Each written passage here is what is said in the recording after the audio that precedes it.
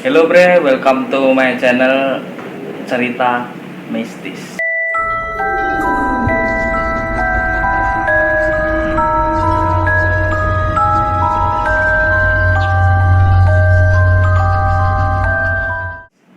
Ya kali ini kita berjumpa lagi bersama Mas Rosyid Kifli.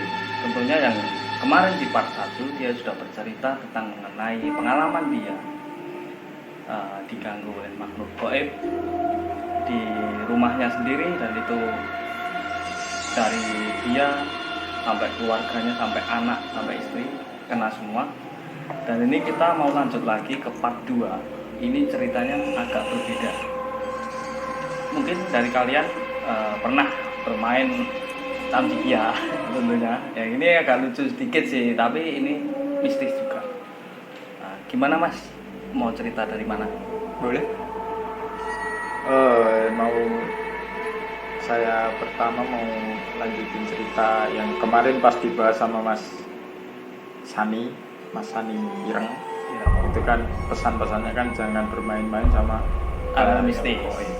Nah itu keinget aku pas waktu itu masih kerja di suatu tempat, kan nggak boleh saya sebutin soalnya kan agak nanti disalahgunakan sama orang-orang. Oh ya. Ini jangan ditiru. Saya berbagi cerita aja pengalaman saya seperti apa. Ya. Nah itu awal mulanya ya seperti kegiatan biasa sih. Kerja biasa. Pagi berangkat gitu. Sampai tempat kerja kan bertemu sama teman-teman, ngobrol biasa kan. Terus mau ke istirahat jam 11-an. Itu saya dipanggil sama teman saya. Teman saya 2 orang manggil saya. Lek, aku njaluk turun. Lek, saya minta tolong. Terus minta tolong apa? Aku kan gitu. Tolong nanti di golekin kembang. Carikan kembang. Loh, buat apa? Kembang apa? Kan gitu. Buat apa sama kembang apa? Kembang terserah, sak-sae. Terserah gitu kan. Ya nanti tak cariin. Terus masuk ke istirahat. Saya pesan tadi kembang apa ya? Terus saya tanya, "Mas, gua apa? Mau buat apa?" gitu. Tak gue nyanggarni. Nyanggarni itu bahasa Indonesianya itu mencari nomor untuk oke. Oh. Kalau Jawanya itu kan nyanggarni. Buat nyanggarni. Nah, itu kan terus oh ya. Bentar, aku ya sedikit saya percaya hal-hal seperti itu kan ada, tapi untuk biasanya kan 2 orang itu sama teman saya sama aku kan biasanya kita canda gojek bareng kan gitu. Jadi hal seperti itu kayaknya hal apa ya? Buat gojekan ya biasalah loh. Jadi buat candaan biasa. Kirain ya buat candaan, terus ya udah tak buat. Saya nyari kembang itu. Saya sebelum nyari itu saya tanya dulu.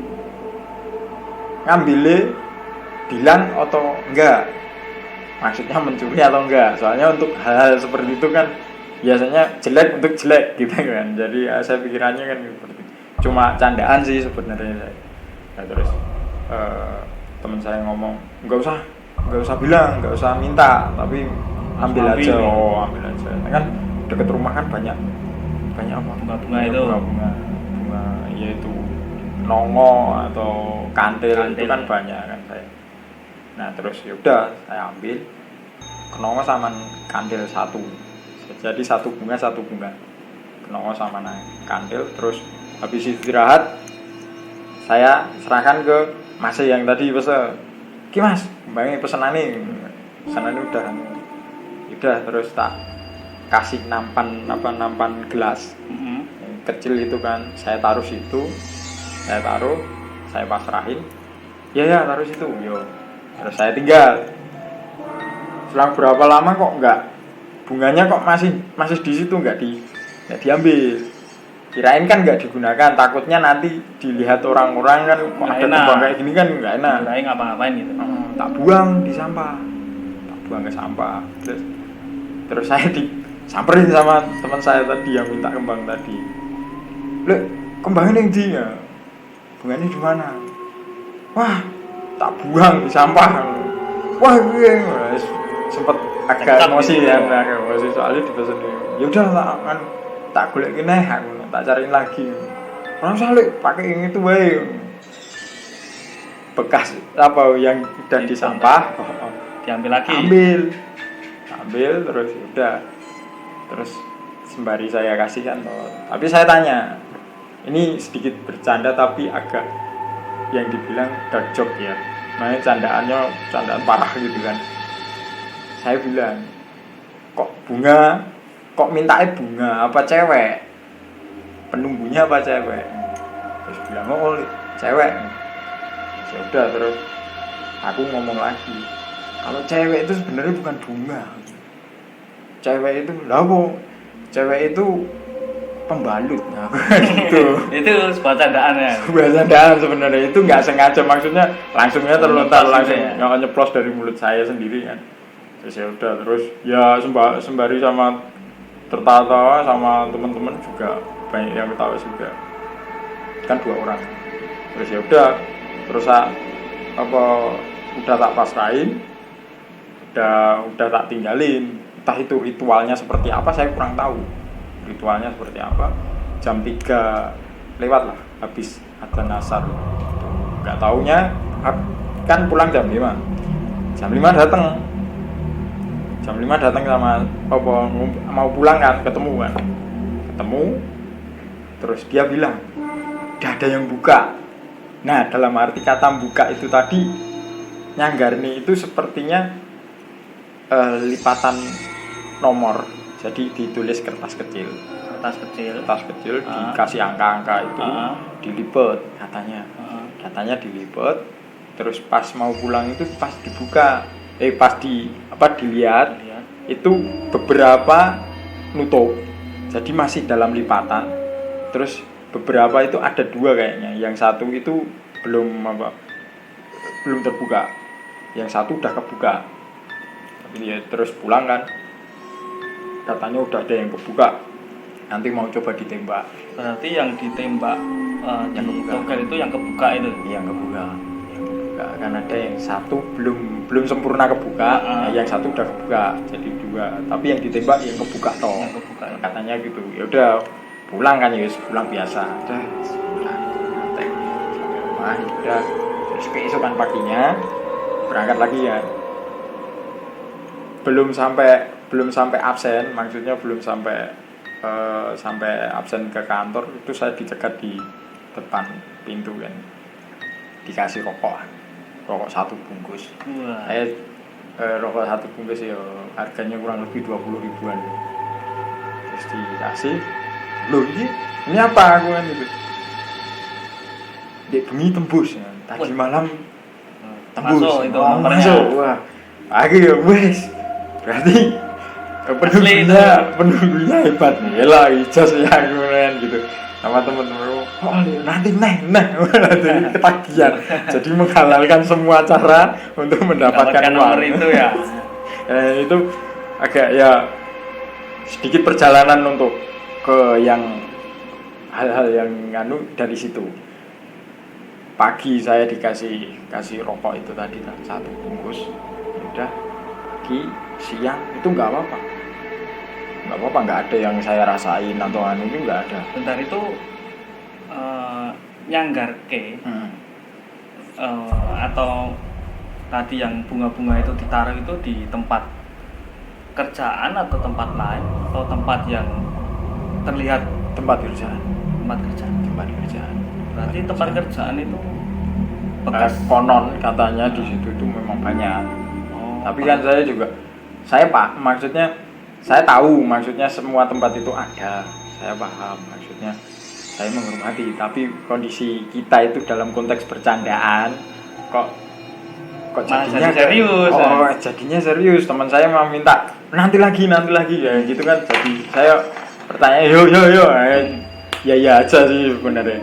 Nah terus lanjut dari pagi badan nggak ada yang aneh. Pagi sore anehnya itu pas azan asar. Habis azan asar, badan saya itu terasa panas satu yang saya rasain. Panas, Pegel semua. pegel. Dari pundak sampai kaki itu semua pegel. Kayak yang pernah ngerasain kena cikungunya. Jadi Tapi saya itu bukan kena cikungunya ya? Saya rasa enggak. Kalau cikungunya itu biasanya bertahap, dari sebelum kena langsung itu biasanya ada gejala-gejala dulu gitu. Tapi enggak, itu langsung. Jadi seketika langsung badan berat, memang berat. Berat itu dalam arti pengennya itu nunggu terus kayak gini. Oh, seperti ada yang Jadi gendong gitu ya? nunggu gitu. Buat berdiri, buat jalan itu agak berat, agak susah, malas lah intinya gitu. Jadi bisa dikatakan berat. Nah terus saya ngomong, belum ngerasain maksudnya. Oh ini hal yang karena saya melakukan hal itu, ritual teman saya itu seperti itu, saya nggak ada pikiran seperti itu. Yang saya rasain cuma itu, badanku nggak enak kayak masuk angin lah gitu. Terus ada galon air kan, biasanya saya angkat itu sendirian kuat. Sampai ngangkat galon itu saya nggak kuat. Sampai ada teman saya, Mas tolong angkatin kan. Rasanya berat Yes. sekali ya? Kayak cikungunya. Kalau pernah ngerasain kayak cikungunya ya itu. Jadi pas itu saya bantu teman saya ngapain. Wah badanku gak enak. Jadi jam 5 itu harusnya pulang. Saya sebelum jam 5 Udah pulang. setengah lima saya pulang. Nah setengah 5 saya pulang, sampai rumah saya minta tolong sama istri saya untuk dikerokin. Jadi belum dikerokin, tapi saya minta tolong nanti dikerokin, soalnya kan ngurusi anak dulu. Sampai rumah saya tidur gak nyenyak, soalnya tidur posisinya paling enak itu seperti ini, paling enak. Seperti bentuk angka 8 gitu ya? Iya paling enak, kayak gini, kayak dalam telur gitu kan. Paling enak itu. Jadi itu pun juga nggak bisa tidur pulas. Jadi masih ngerasain panas, masih ngerasain pegel, semuanya campur aduk di situ. Di situ saya keinget kurang lebih jam 9 Malam. jam 9 malam udah dikeroin sama istri. Keroin sama badanku panas. Aku sempat ngomong sama istri ya, besok tolong izinin saya nggak masuk. Badanku nggak enak banget. Ya udah, istri saya ya nggak apa-apa, besok periksa juga nggak apa-apa. Ya udah, masuk ke sekitar jam 12-an. Saya sempat ngelihat HP kan, jam berapa ini, sempat jam 12-an masih ngerasain nggak ada efek. Biasanya pas dikeroin enak, seger, itu nggak ada efek, malah makin kerasa, pegelnya makin kerasa, mau berdiri aja nggak bisa. Terus ya udah, saya bilang sempet gelundang-gelundung, maksudnya guling sana guling sini kan, tempat tidur, badan nggak enak. Sempet ya udah, intinya saya pasrah, bismillah ya Allah, intinya saya minta kesembuhan, kenapa tubuh saya seperti ini kan. Ya udah, saya minta sama yang kuasa untuk masalah itu biar sembuh kan. Kejadian pas sempet mau tidur, entah itu mimpi atau enggak saya kurang tahu juga. Yang intinya saya tidur tuh badan, melihat saya sendiri, badan tuh seperti ini, di belakang itu ada gadis. Iya, ada gadis. Jadi saya digilingan. Saya pas natap matanya, pas waktu natap mukanya itu, mukanya muka marah. Kayak dipeluk gitu ya? Iya, peluk dari belakang itu kan. Kayak didekap itu. Tapi sembari marah, jadi marah gitu. Sempat langsung kebangun aku. Jadi langsung istighfar, astagfirullah. Kok kayak gini ya aku? Aku kan gitu. Terus saya kayak inget apa yang dilakukan teman saya kemarin pas ritual. Itu kayak ingat omongannya cewek, yang nunggu cewek. Nah kok yang aku dalam mimpiku kok cewek aku kan gitu, tapi badan masih kayak gitu. Ya udah saya terus intinya saya istighfar, banyak istighfar, doa, terus saya sembari sedikit mengkutip, yo saya minta maaf apa yang saya lakukan mungkin mengganggumu, mungkin orang awam saya nggak tahu, jadi mungkin kamu terusik karena keusilan saya atau ini, saya minta maaf, cukup saya aja, jangan istri atau anak saya. Tetap saya kalau melakukan hal-hal apa aja stop, intinya stop di saya, yang dilakukan saya jangan ke karma kena anak atau istri saya, jangan, cukup saya aja yang ngerasain. Terus itu saya ngomong, sempat bisa tidur, habis itu bisa tidur sampai habis jam 5:30 atau sekitar jam 5 lebih, jam 6 lah, kurang lebih jam 6 itu badan udah enak banget. Itu biasanya saya bangun itu jam 7 atau jam 8 lah, jam 8 itu saya bangun, itu jam 6 saya udah bangun, ngerasain badan enak banget, enteng gitu, udah seger banget. Padahal yang saya rasain jam 3 sore sampai jam malam itu, yang saya rasain udah besok itu udah gak bisa ngapa-ngapain, mungkin drop yang saya gitu. Sempat ditanya saya sama istri, jadi lah kok mandi nih, mau kerja toh, loh badannya udah enak, alhamdulillah enak banget nih, nggak tahu kenapa kan gitu, soalnya biar istri nggak pikiran gitu kan. Terus udah saya bol nggak jadi apa, intinya saya jadi masuk, ya udah masuk kerja. Tapi di situ saya pikiran sama teman saya yang kedua, teman dua itu saya pikiran, saya tanya dulu yang minta suruh minta suruh sama yang melakukan ritual kan 2 orang itu, saya tanyain, ngerasain badan kamu nggak enak enggak biasa wae. Saya ceritain apa yang saya alami kemarin sampai jam malam, sampai saya ceritain semua. Sempet teman saya kaget, jadi sempet nggak percaya, mosok kan kok bisa kayak seperti itu.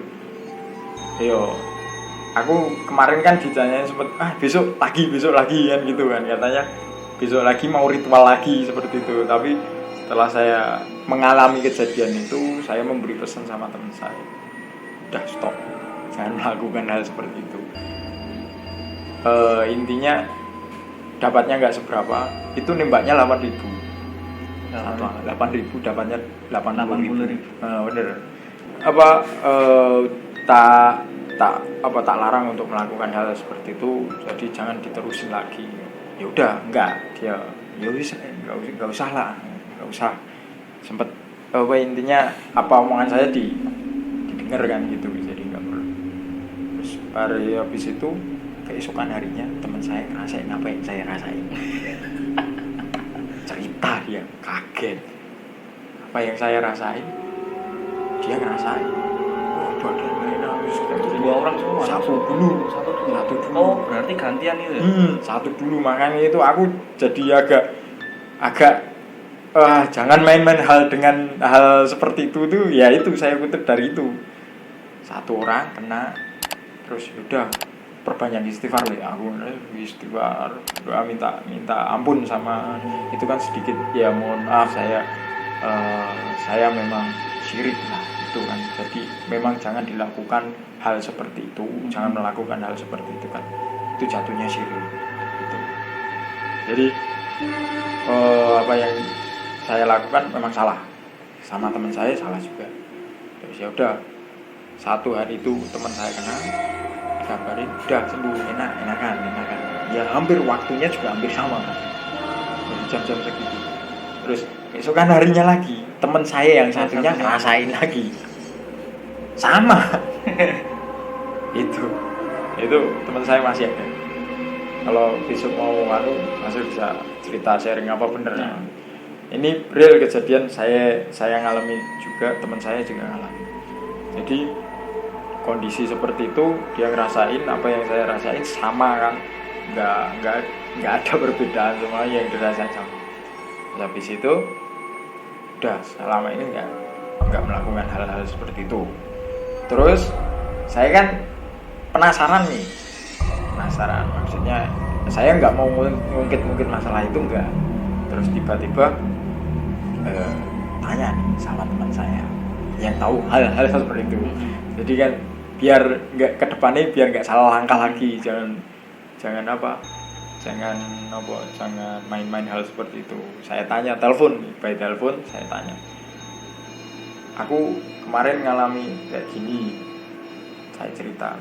Terus dia nyeletuk, gadis. Saya belum cerita bahwa itu gadis, tapi dia udah memberi spekulasi gadis. Anjir, aku dia langsung paham. Ya, aku kan gitu. Mimpi saya gadis. Terus ya udah, besok ketemu saya. Terus besokan hari ketemu dia, terus dia senyum-senyum.